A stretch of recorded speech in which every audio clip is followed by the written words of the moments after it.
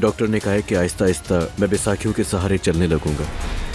अरे खैरियत तो है ना, ईद है ना त्योहार। ये दुआ ने कहा था मम्मी। दुआ को कब बताओगी कि उसका एक बहन या भाई आने वाला है? क्या हाल है मुझे? देखो फिर मुलाकात हो गई। क्या अब रातों को नहीं निकलते हो? चलो दिखाओ तो सबको, चलो। बहुत बहुत मुबारक हो तुम्हें। आपसे कुछ जरूरी बात करनी है। यानी आप मेरे लिए खुद को आग में झोंकने के लिए तैयार हैं? अगर हमारे नसीब में यही लिखा है तो इसमें कोई हिकमत है। जानती है, मैंने आपको समझ लिया है। आप माँ बनना नहीं चाहती थी, मेरी माँ बनना नहीं चाहती थी। अब आपको सोग मनाना चाहिए, मगर आप फिर वही कर रही हैं।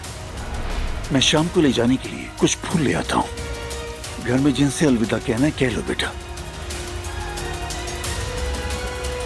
ये शराब तो मुझे काफी ज्यादा चढ़ गई है। मैं संभाल लूंगा आपको।